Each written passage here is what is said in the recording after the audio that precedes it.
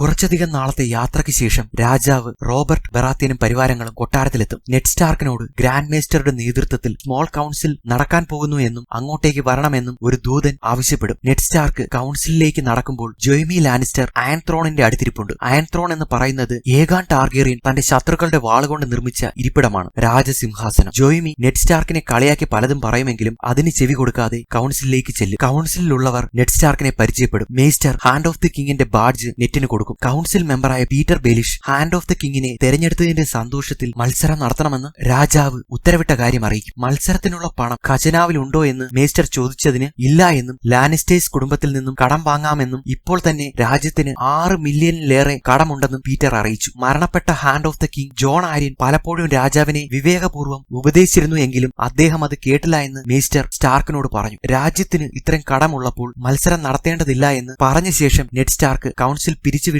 മക്കളുടെ അടുത്തെത്തുമ്പോൾ തന്റെ സുഹൃത്ത് മൈക്കിനെ കൊന്നതിന് സാൻസയ്ക്ക് പങ്കുണ്ടെന്ന് പറഞ്ഞ് ആര്യ സാൻസയെ കുറ്റപ്പെടുത്തിക്കൊണ്ടിരിക്കുകയായിരുന്നു. ആര്യ ഒരു മൃഗത്തെ പോലെയാണ് പെരുമാറുന്നതെന്ന് അവരെ നോക്കാനായി വന്ന ആയ സ്റ്റാർക്കിനെ അറിയിക്കും. ആര്യയോട് റൂമിലേക്ക് പോകാൻ പറഞ്ഞ ശേഷം നെഡ് സ്റ്റാർക്ക് സാൻസയ്ക്ക് ഒരു പാവ സമ്മാനമായി നൽകും. എന്നാൽ താൻ 8 വയസ്സിന് ശേഷം പാവകൾ ഉപയോഗിച്ച് കളിച്ചിട്ടില്ല എന്ന് പറഞ്ഞ് സാൻസ അവിടെ നിന്ന് പോകും. നെഡ് സ്റ്റാർക്ക് ആര്യയുടെ റൂമിലെത്തിയപ്പോൾ ജോൺ സ്നോ കൊടുത്ത കുഞ്ഞു വാൾ അവളുടെ കയ്യിലിരിക്കുന്നത് കണ്ട് ഇതൊരു കളിപ്പാട്ടമല്ല എന്ന് നെഡ് സ്റ്റാർക്ക് പറഞ്ഞപ്പോൾ താൻ ഈ വാള് പരിശീലിക്കാൻ വേണ്ടിയാണ് കൂട്ടുകാരനായ മൈക്കിനെ വിളിച്ചതെന്നും ജോഫ്രിയാണ് അങ്ങോട്ടേക്ക് വന്ന് പ്രശ്നമുണ്ടാക്കിയതെന്നും സത്യമറിയാവുന്ന സാൻസ ജോഫ്രിയെ സപ്പോർട്ട് ചെയ്തതിനാലാണ് മൈക്കിനെ രാജകുടുംബം കൊന്നതെന്നും ആര്യ പറഞ്ഞു. ഇതെല്ലാം കേട്ട നെഡ് സ്റ്റാർക്ക് പറഞ്ഞു, നമ്മൾ വളരെ അപകടം നിറഞ്ഞ സ്ഥലത്ത് എത്തിപ്പെട്ടതിനാൽ അന്യോന്യം സഹായിച്ച് മുന്നോട്ട് പോകണമെന്നും ഭാവിയിൽ സാൻസ ജോഫ്രിയെ വിവാഹം കഴിക്കാൻ സാധ്യത ഉള്ളതിനാൽ അവൻ കള്ളം പറയുകയാണെങ്കിലും അവൾക്ക് അവന്റെ ഒപ്പം നിൽക്കാനേ നിവൃത്തിയുള്ളൂ എന്നും നെഡ് സ്റ്റാർക്ക് പറഞ്ഞപ്പോൾ തനിക്ക് സാൻസയോട് ദേഷ്യമില്ല എന്ന്